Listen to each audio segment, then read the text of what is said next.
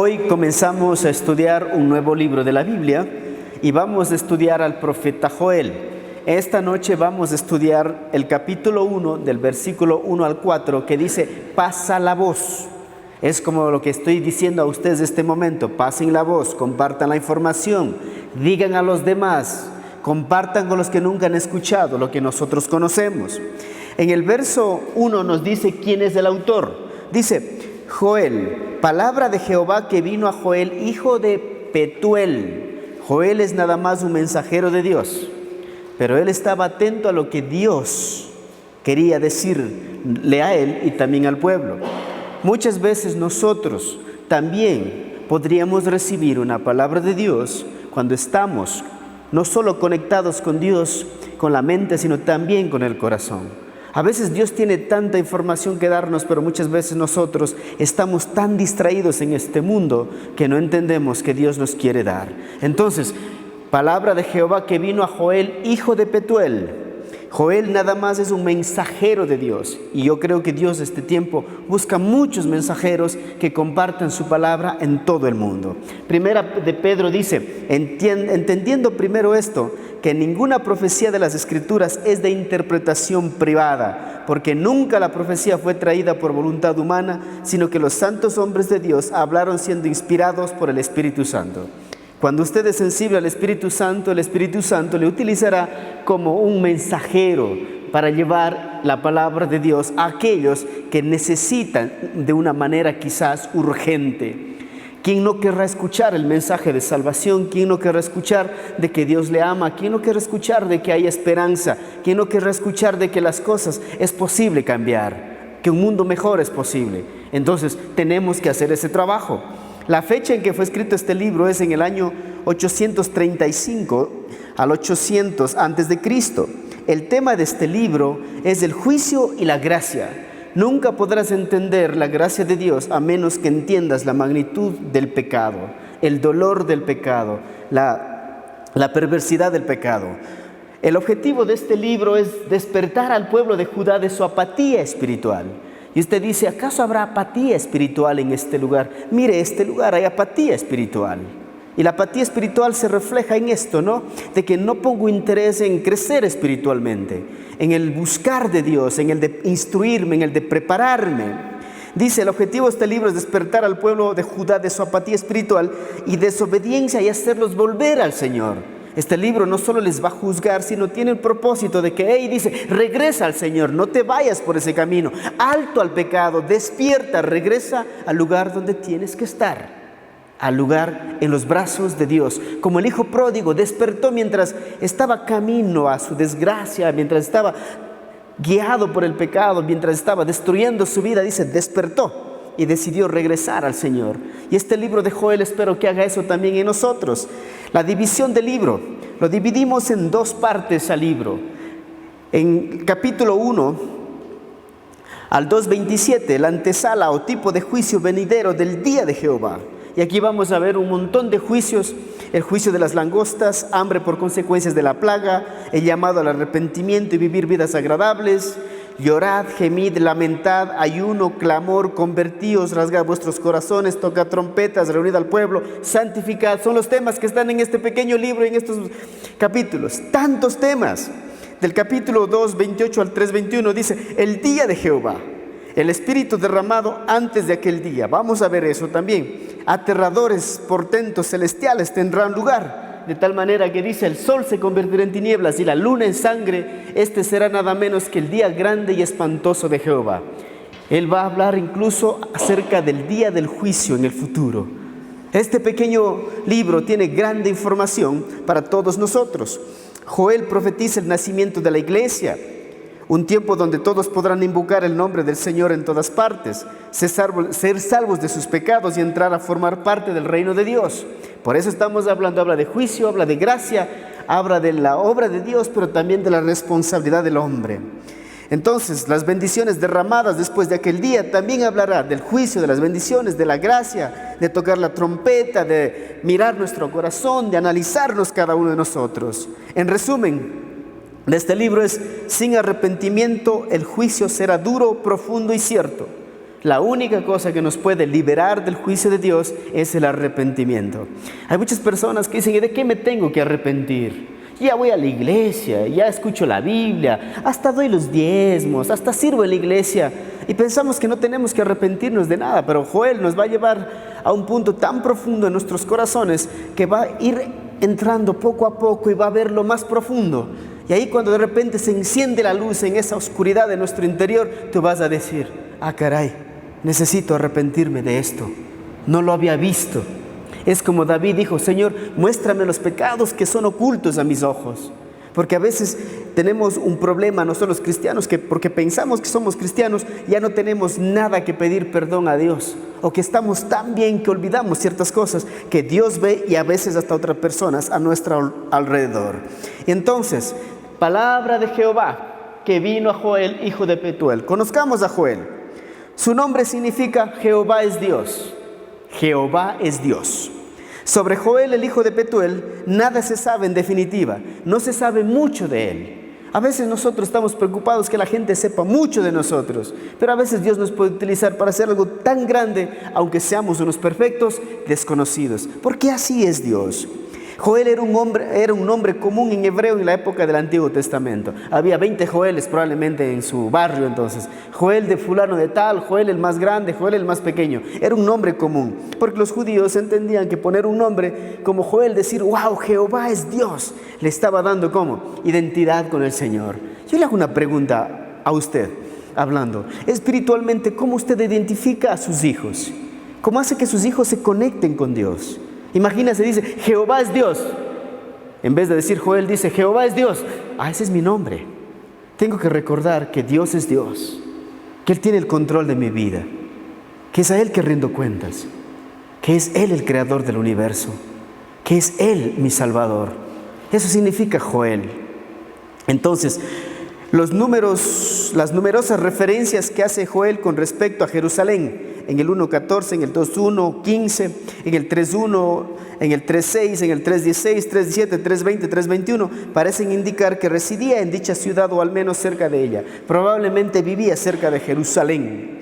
Tenía una familia, su padre se llamaba Petuel, y si tenía un padre, a lo mejor una madre y posiblemente hermanos. Escuche bien, los hombres de Dios son normales, comunes y corrientes.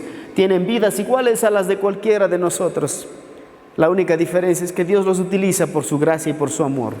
No hay nada de especial en ellos, no hay nada ni son altos, ni son nada las cosas que usted se imagina que este mundo les muestra a ustedes. Era como cualquiera de nosotros. Pero a pesar de eso, Dios confió su palabra a Joel. A pesar de ser un hombre no muy conocido y común, Dios confió su palabra para que le transmitiera a su pueblo. Ahora usted dice, pero ese tiempo el Señor confió la palabra a Joel. El Señor a mí no me ha confiado nada. ¿Tiene una Biblia? ¿Ha leído Mateo 28? Lo que usted lee ya es responsable de compartir con otros. Lo que usted medita ya es responsable de compartir con otros. El hecho de que ustedes están aquí es porque anhelan, desean que lo que están aprendiendo transmitir a otros. Por eso el tema del mensaje es pasa la voz, pasa la voz. Seguramente era un hombre que buscaba el corazón de Dios. Joel era un hombre sensible a lo que Dios quería decir. Y no es fácil ser sensible a lo que Dios quiere decirnos, a veces por las distracciones que están ahora mismo en nuestra mente. Estamos preocupados de la casa, de las deudas, de que pierdo el trabajo, me voy de viaje, me querrán, no me querrán, etc. ¿Es usted sensible a la voz de Dios? ¿Busca usted el corazón de Dios? Mira lo que dice Deuteronomio.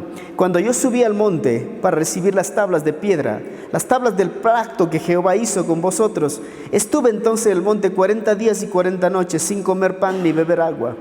Yo cuando leí este pasaje mientras hacía este sermón decía, Dios, me falta mucho. 40 días alejado de la familia, del ruido, de la esposa, de los hijos, sin nadie, pero dedicado ¿a qué? A recibir la palabra de Dios. No se puede a veces recibir las cosas de Dios en un ambiente tan ruidoso, tan conflictivo, donde el uno te pide una cosa, donde el otro te llama a hacer esto, etc. ¿Quieren recibir la palabra de Dios? Como está hablando aquí en Deuteronomio, dice, subí al monte y por 40 días me dediqué solo a buscar de Dios. Yo creo que nosotros deberíamos también tener una práctica, quizás no de 40 días, pero al menos de 40 minutos, ¿sí o no? 40 minutos Voy a buscar a Dios. No me llames, no me busques, no me pidas el desayuno, no me pidas que te ayude en nada. Esos 40 minutos apago quizás también mi celular. Y entonces comenzamos a buscar de Dios. 40 minutos, 4 días y 4 semanas. Y así podemos llegar a los 40 días. Buscando solo de Dios. Moisés, para recibir las palabras del Señor, se apartó del pueblo con ayuno de 40 días. Pregunta: ¿cuánto tiempo ayunó y oró para recibir el mensaje de Dios el día de hoy? O sea, porque usted está recibiendo la palabra de Dios. No quiero que sea una costumbre de venir a la iglesia el miércoles. No quiero que se convierta en una tradición. Quiero que sea algo que dice: yo voy allá porque quiero conocer más de Dios. ¿Qué me quiere decir Dios? ¿Sabes? Hay la historia de un pastor en el África que se aparta por 27 días en ayuno y oración todos los años. Y la gente se pregunta: ¿por qué este hombre cuando ora sanan los enfermos, hasta resucitan los muertos? Le preguntaron una vez: es que yo 27 días al año me retiro al ayuno y oración sin nadie a mi lado. No existo para mi esposa, no existo para mis hijos, no existo para la iglesia, no existo para nadie, solo para Dios. Y voy y recibo y limpio mi corazón, limpio mi mente. Es lo que a veces necesitamos hacer para poder estar limpios. Dios busca hombres que quieran vaciarse de sí mismos y quieran llenarse de su mensaje. Hoy en día queremos abrazos, besos de la gente, la aprobación, que nos vean, pero no nos vaciamos. ¿Y cuántos de nosotros estamos tan llenos de nosotros mismos, nuestros egos religiosos? Hay un problema con los egos religiosos. Es que yo quiero ser el jefe aquí, yo quiero ser el líder, a mí me tienen que escuchar, yo dirijo este ministerio. Son egos religiosos. Nada de esas cosas pueden hacer que tú escuches la voz de Dios. Entonces es un desafío que tenemos por delante. ¿Qué tenía que hacer con el mensaje? Joel tenía que transmitir el mensaje a diferentes grupos de personas. En el verso 2 dice que Joel tenía que transmitir el mensaje a los ancianos. Qué duro mensaje, ¿no? Qué difícil tarea, porque a veces los viejos piensan que saben mucho y no quieren escuchar nada de un joven. Y nosotros decimos: es que este no sabe nada, yo estoy 40 años en el cristianismo, yo he leído la Biblia 1000 veces y he hecho todos los discipulados, conozco la Capilla Calvario. No se trata de eso. Tenga cuidado. Un niño, yo les he contado cómo mis sobrinos me dan unas lecciones tan trascendentes que yo pensando: ¿y dónde viene tanta sabiduría? Había que llevar un mensaje a los borrachos. Híjole, hay tanto borracho espiritual, ¿sabías? Se hinchan así, van de un lado a otro y son los muchos de la Biblia y pelean y contienden y todo lo demás. Ya vamos a ver. Los agricultores, a los sacerdotes. Imagínate llevar un mensaje, un hombre desconocido, a los tipos que enseñan la Biblia. Ahí aparece un tipo que viene y sabe: ¿qué, pastor? Le voy a decir algo que el Señor dice. Y a ver, ¿qué me puedes enseñar vos? Puede ser esa actitud nuestra. Y esa actitud es muy peligrosa dentro del crecimiento espiritual. Entonces, ¿a quién debemos nosotros llevar el mensaje? La Biblia dice: por tanto, id a ser discípulos a todas las naciones. Si viniste a Cristo ayer, usted ya puede compartir el mensaje de Cristo a su amigo, a su vecino. Si usted vino ayer, porque lo que le salvó a usted ya conoce. Vaya y comparta su testimonio. ¿Se acuerdan del endemoniado gadareno?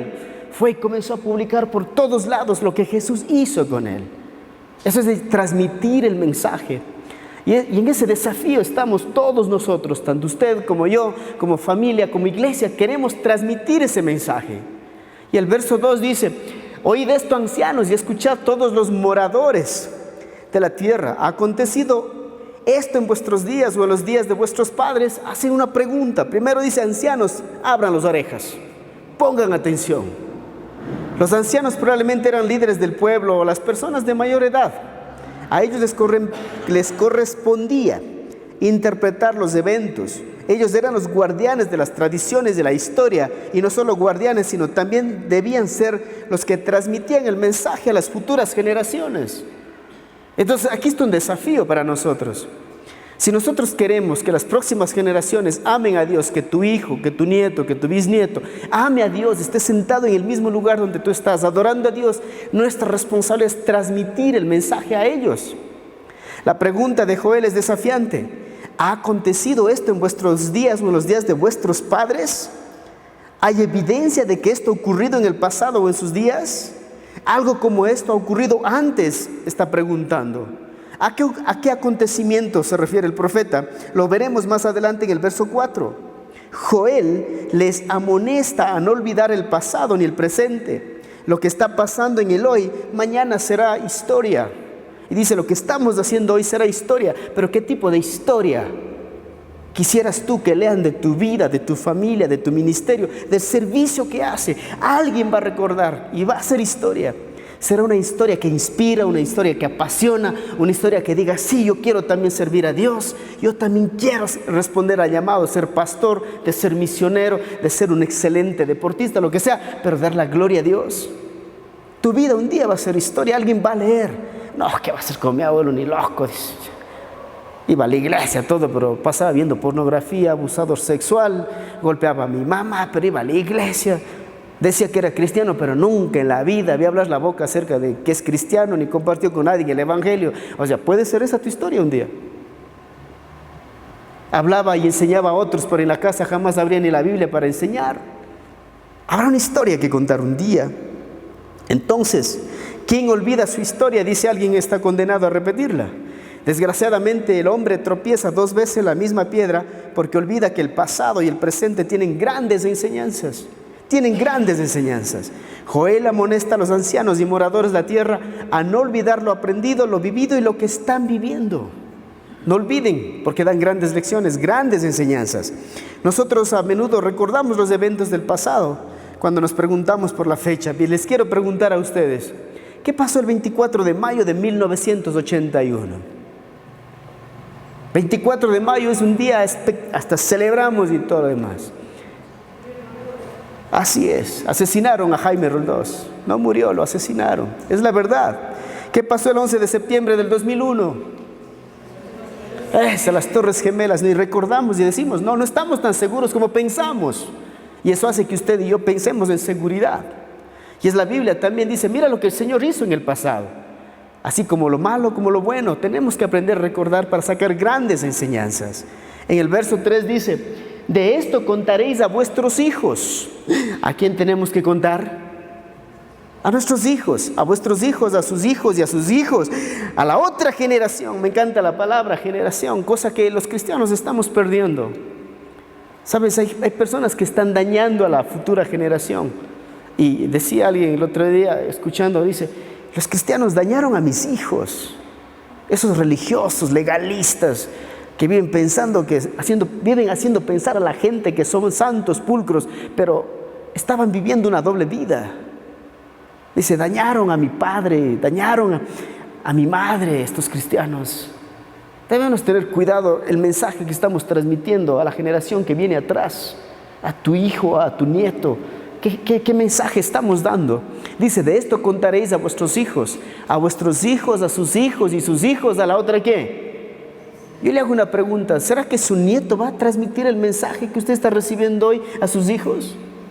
Estará tan profundamente grabado, guardado en su corazón, que nunca se borre, que cuando va creciendo diga, esto tengo que enseñar a mis hijos, como mi papá me enseña a mí, como mi abuelo enseñó a mi papá. Es que de eso se trata la vida, mis queridos amigos. Lo que está diciendo aquí es, pasen la voz a las futuras generaciones. Pasen la voz a los que están de 5, de 10, de 15, de 20 años. Ahora, ¿cómo pasamos la voz nosotros a ellos? Es que tenemos una idea errónea de que ellos van a venir a la iglesia. Ellos nunca van a venir a la iglesia. Nosotros como iglesia tenemos que ir a buscarlos a ellos. Y tenemos que usar las herramientas, los medios que el mundo utiliza para traerlos a ellos. El mensaje será el mismo, pero las herramientas van cambiando constantemente. Tenemos que ser una generación de cristianos flexibles en eso de alcanzar al Señor. Pero para eso necesitamos pensar en la futura generación. Entonces el profeta desafía a los ancianos que transmitan este acontecimiento, a sus hijos, nietos, bisnietos. Deberían contarles una y otra vez las importantes lecciones aprendidas. Alguien dijo, el hombre inteligente aprende de sus propios errores, del sabio de los errores y los aciertos de los demás. Cuando usted alguna vez leyó un libro de alguien que dijo, ¿sabe qué? Me equivoqué, hice esto. No lo harás. Pero yo estoy seguro que el 95% de las personas tomamos decisiones sin consultar a alguien que ya vivió o tomó esa decisión. Ya lo hizo. Alguien ya lo hizo. Dice, no, sí, ¿sabes qué? Se toma de esta manera, pero te recomiendo hacer esto, pero tú puedes añadir esto porque yo me equivoqué en esta parte. Pero lo único que hacemos es a veces quejarnos. Mira, este es el peligro de no transmitir el mensaje a las futuras generaciones. Dice, hay generación que maldice a su padre y a su madre no bendice. ¿Quiere usted una generación de hijos como esos, viviendo en este planeta, asistiendo a esta iglesia? Dice, Proverbios 30:11, 12, hay generación limpia en su propia opinión, si bien no se ha limpiado de su inmundicia. Está hablando de una generación contaminada, inmunda, perdida en el pecado, náufraga en el vacío espiritual, en los vacíos existenciales. Hay generación cuyos ojos son altivos y cuyos párpados están levantados en alto. Esta es una generación de gente orgullosa, gente que dice, a mí no me importa lo que tú digas, yo vivo mi vida como quiero, aquí hago lo que me da la gana. Esa generación altiva, aunque no lo crean, a los millennials lo están tratando así. Ellos dicen, si es que esta causa no me gusta, yo no trabajo aquí. Ellos están tan enfocados en sí mismos, porque nosotros hemos cometido el error de hacerlos pensar que ellos se merecen todo, pero todo. Entonces exigen lo mismo también a la sociedad, porque sus padres les hicieron pensar que ellos se lo merecen todos. Como decía mi profesor de la universidad, el suquito de Suquilandia. No, que el suquito no lave los platos, que el suquito, no limpies la mesa, suquito. Al suquito dale haciendo la cama, hombre. No le jodan al suquito, haz vos. Y estamos criando hijos así. Les estamos quitando la frustración, que aprenda a ser resiliente, a valorar las cosas, a enseñarles a trabajar, a entender que lo que él recibe le costó sacrificio a un padre. Hay generación, dice, cuyos dientes son espadas, sus muelas cuchillos para devorar a los pueblos de la tierra y a los menesterosos de los hombres. Una generación glotona y consumista. ¿No será que está hablando de la nuestra? Vivimos en una sociedad glotona y consumista, ¿no? Parece que solo vivimos para eso. Ellos devoran, dice, todo lo que encuentran a su paso. Y para evitar que eso pase, Joel dice, ancianos, hagan su trabajo, compartan lo que Dios les ha puesto en su corazón.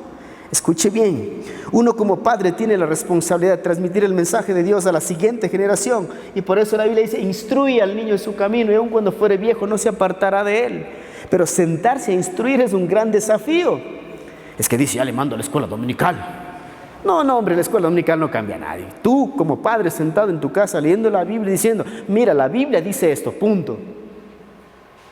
Y es que papá, no, la Biblia dice esto. Es que el vecino, no.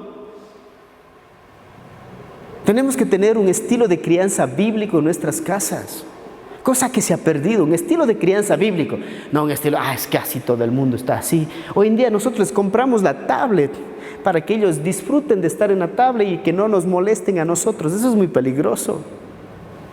Hay niños que dicen, es que yo quiero tener lo que él tiene y el otro tiene. Entonces no hay límites, no hay roles, no hay funciones dentro del hogar. Y de eso está hablando aquí, de instruir al niño en su ¿qué? En su camino, o sea, enseñarle a ser responsable en todo lo que él hace. A veces el niño tiene el control de tu vida, no tú, de tu propia vida. Lo que el niño hace y te pide que hagas, tú lo haces. Y entonces eres un títere de tus hijos. Ese estilo de crianza es muy peligroso, ¿no es así? Es que el pobrecito se va a caer, ¡ay, cógele! Y se ponen a pelear por eso. Pero mañana aprenderemos más de eso. Entonces, Deuteronomio dice, y estas palabras que yo te mando hoy estarán sobre tu corazón y las repetirás a tus hijos y hablarás de ellas estando en tu casa y andando por el camino y al acostarse y cuando te levantes, y las atarás como una señal en tu mano y estarán como frontales entre tus ojos y las escribirás en los postes de tu casa y en tus puertas. Escuche bien, nuestros hijos no solo deben saber que Dios bendice, sino que también cuando desobedecemos Dios disciplina. ¿Y qué debían transmitir a sus hijos? El verso 4 dice esto: lo que quedó de la oruga comió el saltón, y lo que quedó del saltón comió el revoltón, y la langosta comió lo que del revoltón había quedado. Parece un trabalenguas del revoltón, no está hablando del revoltón eso, no. 4 juicios seguidos que devastaron la nación. Dice, recuérdales que la desobediencia trae juicio. La desobediencia trae dolor. La desobediencia trae consecuencias. Entonces, Una terrible plaga de langostas ha atacado a la nación y a esto siguió una severa hambruna a través de toda la tierra de Israel. Las langostas representan el instrumento del juicio de Dios. El hambre, la pobreza y la sequía representan los efectos del juicio. Hay efectos del juicio y la disciplina de Dios. Siempre hay los efectos. Entonces, el juicio divino trae consecuencias dramáticas y es inevitable. Nadie escapará de él. Y estas son sus consecuencias, dice. Una terrible calamidad es la que le aguarda a todo aquel que no se arrepiente, rasgando su corazón y no sus vestidos. ¿Qué quiero decir con esto? Joel usa estos acontecimientos como catalizador para enviar palabras de advertencia a esta generación, a nosotros. Nos está advirtiendo: obedezcan, busquen del Señor, pasen la voz. ¿Por qué? Porque las palabras de advertencia son para eso, advertirnos. A menos de que la gente se arrepiente rápida y completamente, no solo las langostas, sino los ejércitos enemigos devorarán la tierra como lo hicieron los elementos naturales. Joel exhorta a todo el pueblo y a los sacerdotes de la tierra a ayunar y a humillarse y buscar el perdón de Dios. ¡Qué increíble! Dice, la única forma de que ustedes se levanten de donde está es que busquemos todos a Dios juntos. Dios puede utilizar un desastre como medida correctiva, como medida para decir: hey, estás yendo mucho a la derecha o estás yendo mucho a la izquierda, endereza tu camino, vuelve al camino. Dios usa ese tipo de cosas. La devastación que estaba viviendo no debía ser olvidada, debía ser contada a las futuras generaciones con el propósito de que no cometan los mismos errores. Mira lo que dice David: vuélveme el gozo de tu salvación y espíritu noble me sustente. Entonces enseñaré a los transgresores tus caminos y los pecadores se convertirán a ti.